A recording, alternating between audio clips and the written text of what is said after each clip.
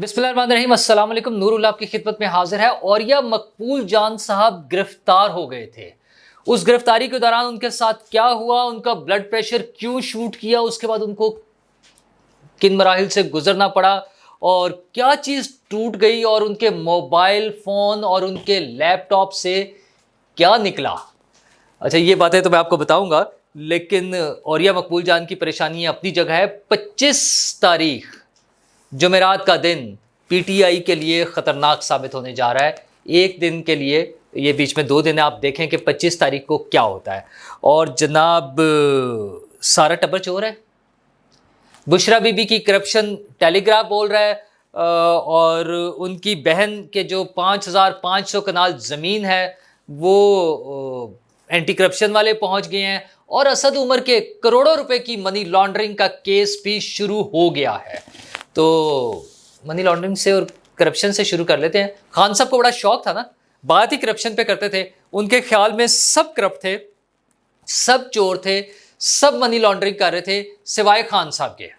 اور وقت کی ستم ظریفی دیکھیں کہ وہ پہیہ چلتا ہے، الٹا گھومتا ہے، پتہ نہیں کیا کیا ہوتا ہے، اور وہ ساری چیزیں وہیں پر پہنچ جاتی ہیں جہاں سے چلی ہوتی ہیں، اور خان صاحب خود چور ثابت ہو رہے ہیں۔ وہ بات جو عمران شفقت نے اپریل 2022 میں، یعنی آج سے 13 ماہ پہلے بتائی تھی کہ بشرا بی بی کی کرپشن کی فائل لانے کی وجہ سے جناب عاصم منیر کو عمران خان نے فارغ کیا تھا D G I S I کی عہدے سے۔ اور وہ بھی قدرت کا کمال دیکھیں کہ وہ D G I S I, اب جنہیں انہوں نے D G I S I کے عہدے سے ہٹایا تھا، وہ اب آرمی چیف ہیں، اور اب عمران خان صاحب کے ترلے ملتے ہیں کہ کسی طرح ان سے ملاقات ہو جائے، وہ ان کی بات سن لیں۔ لیکن خیر وہ ایک الگ بات ہے کہ کیا سننی ہے۔ وہی کرپشن کی سٹوری اب ڈیلی ٹیلی گراف نے لندن سے، یو کے سے چھاپی ہے، اور عمران خان صاحب چیخ رہے ہیں، چلا رہے ہیں۔ وہ کہہ رہے ہیں نہیں میں نے تو ان کو ایسی کوئی چکر ہی نہیں تھا کہ بشرا کی وہ فائلیں آئی ہوں کرپشن کی اور میں نے انہیں چینج کر دیا ہو۔ وہ شور مچانے پر لگے ہوئے ہیں۔ حضور والا ایسا ہی ہوا تھا، اور اس بات کو آج پھر فردر انڈورس کیا وزیر اعظم شہباز شریف صاحب نے۔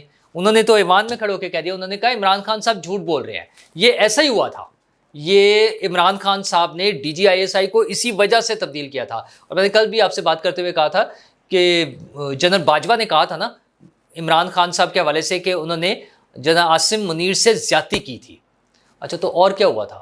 یہی ہوا تھا، اور صرف اتنی سی بات تھی کہ ان کی فیملی کی کرپشن کے کیسز سامنے آ رہے تھے، وہ گفٹ لیے جا رہے تھے، ملک ریاض صاحب سے تھے، اور پتہ نہیں کیا کیا ساری چیزیں تھیں، وہ سارے کیس سامنے آ رہے تھے، اس وجہ سے وہ بھاگے تھے۔ لیکن خیر یہ کوئی اکیلا کیس نہیں ہے، یہ تو ایک بڑا کیس ہے نا، جس میں اور بھی ثبوت موجود ہیں، وہ آڈیوز موجود ہیں جب محترمہ کہہ رہی ہیں کہ یہ تم نے تصویریں کیوں بنائی، وہ توشہ خانے والی جو چیزیں تھیں ان کی تصویریں کیوں بنائیں، اور آئندہ سے تم پرائم منسٹر ہاؤس میں انٹر نہیں ہوگے۔ اچھا، اور خان صاحب کیا کہتے ہیں، گھریلو خاتون ہیں، انہیں تو شامل ہی نہیں کرنا چاہیے کسی بات میں۔ حضور والا یہ ڈیلی ٹیلی گراف نے چھاپی ہے خبر، تو آپ یہاں ٹویٹ کرنے کی بجائے ہمیں جو عمران خان صاحب نے ایک ٹویٹ کیا ہوا ہے، تو عمران خان صاحب یہ ٹویٹ کرنے کی بجائے آپ ڈیلی ٹیلی گراف کے خلاف ایک مقدمہ کر دیں۔ یہ ٹیلی گراف کی رپورٹ ہے نا، یہ جو چھپی ہوئی ہے، تو آپ ہمیں سنانے کی بجائے اردو میں کر رہے ہیں، اردو میں کرنے کی بجائے آپ ڈیلی انگلش میں وہ اس کو نوٹس دیں اور آپ انہیں سو کر دیں۔ برطانیہ میں تو ان کو وقت پڑ جائے گا، لینے کے دینے پڑ جائیں گے، ویسے بھی آج کل ذرا سلو ہوا ہے نا کام اے ٹی ایم مشینوں کا، تو وہ بڑا سارا ان کے خلاف وہ بھر جانے کا دعویٰ کریں اور آپ کے پاس کروڑوں پاؤنڈز میں آ جائے گا۔ ویسے تو کروڑوں پاؤنڈز کا آپ کو تو تجربہ ہے ہی نا، 190 ملین پاؤنڈ وہ جو ملک ریاض صاحب والے غائب کر دیا آپ نے، اٹھا کے ان کے اکاؤنٹ میں ڈلوا دیے، اور کہتے ہیں 5-6 ارب، ہم سوری مجھے لگتا ہے شاید زیادہ ہی کھائے ہوں آپ نے، 5-6 ارب میں تو آپ چھوڑنے والے نہیں ہیں۔ تو بہرحال وہ ڈیلی ٹیلی گراف کے خلاف آپ کو ضرور کیس، پاکستان میں تو چونکہ آپ کو عدالتوں پہ یقین نہیں ہے، پاکستان میں تو آپ کے خیال میں عدالتیں مینیج ہو جاتی ہیں، پاکستان میں تو آپ کے خیال میں عدالتیں اس کے اسٹیبلشمنٹ یا آرمی کے پریشر میں کام کرتی ہیں، چونکہ آپ نے یہ سارے کام کرائے ہوئے ہیں خود سے، آپ اس تانے بانے کا، اس سازش کے تانے بانے کا حصہ رہے ہیں، اسی سازش کے ذریعے آپ پرائم منسٹر کی سیٹ پر پہنچے تھے نا، ادروائز تو کوئی چانس نہیں تھا۔ تو آپ ٹیلی گراف کے خلاف امریکہ میں ایک کیس کرتے، تازہ ترین انہوں نے چھاپا ہے، ان کی مجال بشرا بی بی کو کرپٹ کہہ رہے ہیں، اور آپ خاموش ہیں۔ آپ کے خیال میں صرف ٹویٹ سے کام چل جائے گا؟ نہ خان صاحب، اس طرح نہیں کام چلے گا، خالی ٹویٹ سے کام نہیں چلے گا۔ آپ کیس کریں، ویسے تو آپ نے پاکستان میں بھی نہیں کیا, آپ نے تو شاہ زیب خانزادہ کے خلاف بھی کیس کرنا تھا. یاد ہے وہ گھڑی والا, جب اس نے وہ گھڑی والے کو لا کے بلا کے بٹھا دیا تھا, تو اچھا یار ہماری تو بکتی بھی نہیں ہے تحفے والی, کیونکہ اتنی مہنگی نہیں ہوتی نا. تو خیر آپ نے اس کے خلاف بھی کیس کرنا تھا, وہ بھی نہیں ہوا. لیکن ٹیلی گراف کے خلاف ضرور کیجیے گا, کیونکہ وہاں پر کیس جو سچ پر ہوتا ہے سائڈ پر, وہ جیت جاتا ہے. تو آپ کریں بشرا بی بی کو کرپٹ کہنا, چلے بہرحال.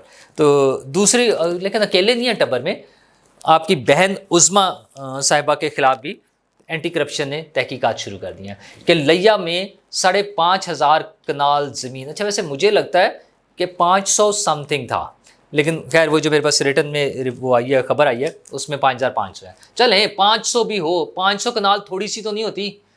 وہ 5-10 مرلے کے گھر ڈھونڈنے والے لوگ جو ہیں وہ 500 کنال, چلو ذریعہ راضی صحیح اور لیا میں زمین صحیح, وہ انہوں نے اپنے اور اپنے شوہر کے نام پہ منتقل کرائی ہے. وہ کم ریٹ پر تھی, کیا تھا, یہ ساری چیزیں تو وہاں پہ جواب دینا پڑے گا نا. ویسے تو وہ ایمنسٹی بھی لی ہوئی ہیں آپ کی بہنوں نے, جس کو آپ حرام ڈکلیئر کرتے تھے. آپ کا خیال ہوتا تھا یہ بلیک منی ہے, پھر اپنی فیملی کے لوگوں نے بلیک منی کو وائٹ کیا تو وہ حلال ہو گیا. واہ خان صاحب واہ, کیا دوہرے معیار ہیں. ہمیں سناتے تھے ریاست مدینہ کی باتیں, ہمیں کہتے تھے قانون سب کے لیے ایک ہونا چاہیے, اور اپنی فیملی کے لیے الگ الگ قوانین.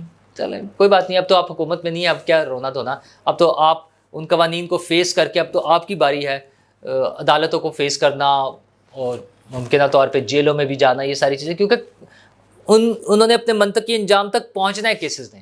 اچھا یہ تو بہنوں کے ہو گئے نا, ابھی تو وہ فرح بی بی والے باقی ہے. لیکن آج کی تازہ کارروائی جو ہوئی ہے وہ ہوئی ہے اسد عمر صاحب کو جو نوٹس ہوا ہے کہ وہ آ کر بتائیں کہ انہوں نے 2 مرتبہ کیش پیسے بینک میں جمع کرائے ہیں. ایک مرتبہ 3 کروڑ روپے نقد, اور دوسری مرتبہ 98 لاکھ روپے کی کیش رقم جو ہے وہ بینک میں جمع کرائی.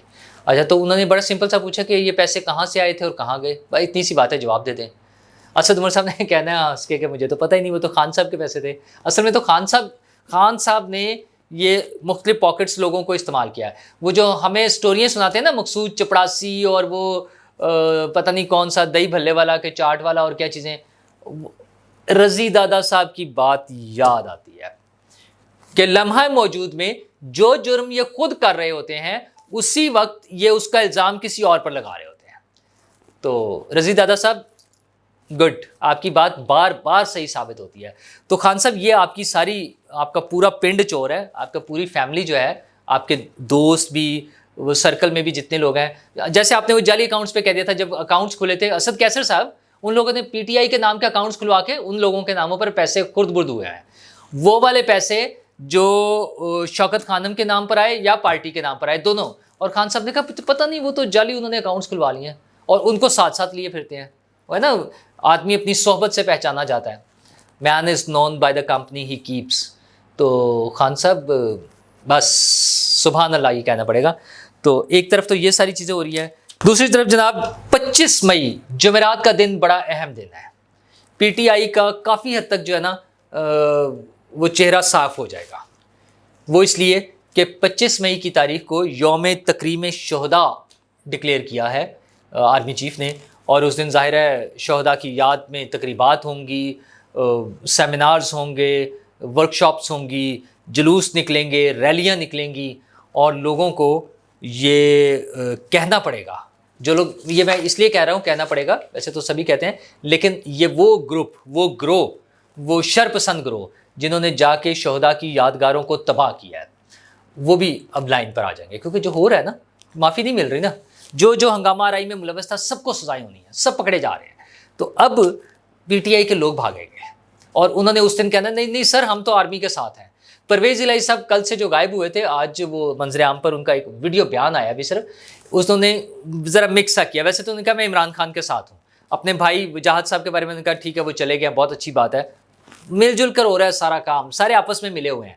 ایک طرف بھائیوں نے قافلے سنبھال لینی ہے, اور پی ٹی آئی سے جب عمران خان کو وہ کیا جائے گا, ڈسکوالیفائی کیا جائے گا, تو اس کی جگہ پر پرویز الہی صاحب پارٹی کے صدر ہیں.